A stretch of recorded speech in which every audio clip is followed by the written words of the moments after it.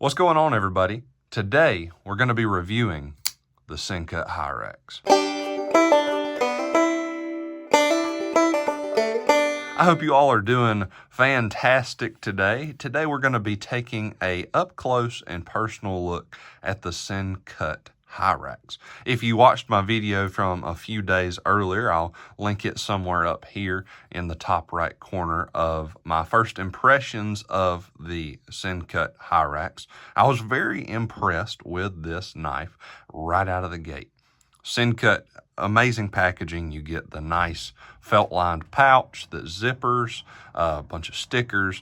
And I have solely carried this knife for the past few days, really getting accustomed to it, seeing what I think about it, any critiques I have. Is it worth the $44 for this pocket knife? That's really the question. Is this another budget knife that's just going to fall into all the noise of all the budget knives that are on Amazon or on the internet? Or is this a knife that's going to stand out and become a budget staple? Well, today we're going to talk about that. First things first, let's take a look at the knife. The knife has this amazing hollow ground blade. I almost said hollow point there. Hollow ground blade, and it is in 9CR MOV. Great budget steel, in my opinion. You know, a lot of the people in the knife world today, they're all about these super steels, but in my opinion, just as a normal guy, I want something that's going to hold a decent edge and going to be easy to sharpen. That's the most important thing. And this knife will definitely be that. It is extremely sharp out of the box. I mean, absolutely razor sharp. And that hollow ground blade will absolutely eat through cardboard like it's not even there, like a knife through hot butter, basically. This knife is coming in around 7 inches. We've got my trusty dusty ruler here. Well, actually about a little closer to 8 inches, with a good portion of that being about 3 1/4 cutting edge. So, I mean, you've got a phenomenal blade there to do some decent work with. One EDC recommendation: I always love keeping these little rulers with me. I keep one in my truck predominantly for trout fishing. That way, if I go trout fishing and catch a fish that I want to eventually possibly get mounted, I can do measurements on the riverside to send to the taxidermist.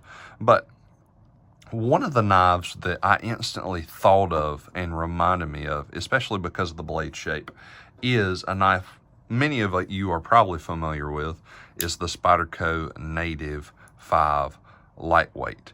Excuse the food residue on the tip of the blade there.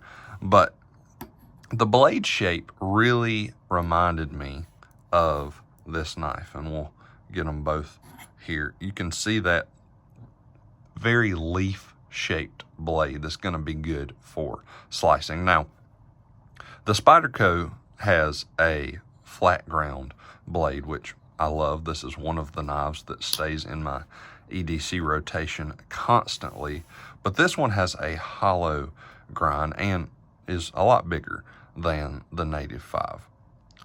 But, I mean, this blade is going to be phenomenal to put in work.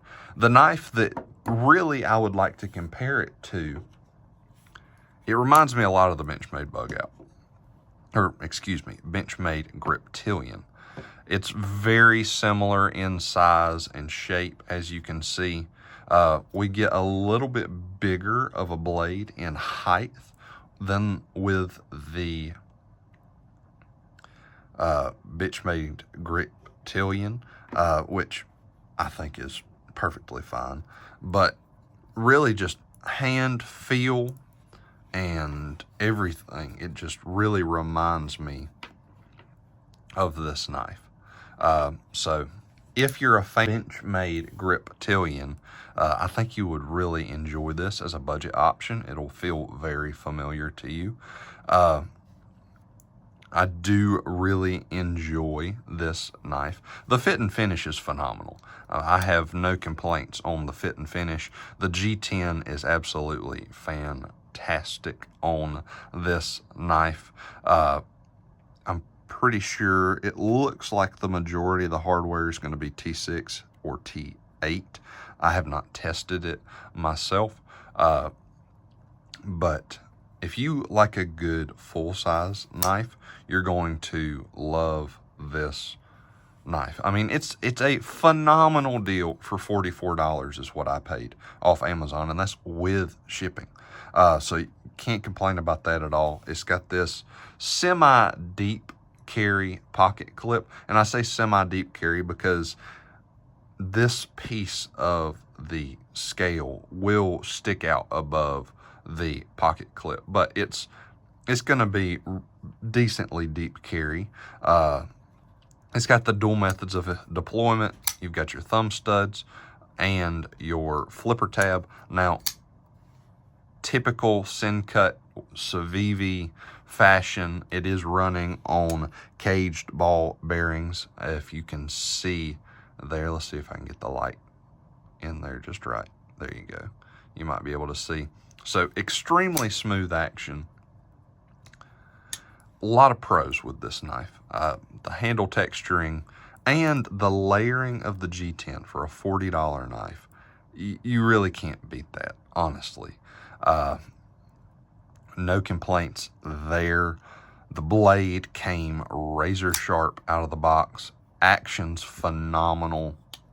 Centering on the blade is pretty impeccable. It may be favoring to the left-hand side just minutely, but not severely. The one real critique I have on this blade is lock bar access. I have to really cram my thumb in there to disengage the lock bar. The lockup it's good. It's completely acceptable, in my opinion, for $40. There is no lock rock at all. There is no wiggle of the blade. It's very solid once you lock it up, but just disengaging can be somewhat difficult, and that's really my one critique. If they would have just taken a little bit more out of this outside scale here for you to easily be able to access that liner lock, that's really my only critique. Do I think it is a great budget buy? I do not know anybody in my life that is a knife guy that would not enjoy this pocket knife. It's a phenomenal deal for $44, and it really, I think the biggest thing for me, we've seen recently with cost of inflation, especially here in the U.S., everything is getting more expensive. And do I love my Spydercos? Yes. Do I love my Benchmates? Yes. But if we're being fully honest, as a dad, as a husband in this economy, I don't have the funds to go out and buy $150, $120 knives very often. That's very seldom that I'm able to afford just randomly throwing that amount of money away. But a $44 knife that's going to perform, have a phenomenal blade shape, that's going to be very utilitarian, it's going to have great G10, is really impeccable. And I really appreciate the fact that the company Sencut and Civivi and all of those are looped together in one family, basically. I appreciate that they are taking the time to say, let's do our best to produce a good quality budget product that's going to get the job done. So in my opinion, overall, I think nobody is going to go wrong with picking up the Sencut Hyrax.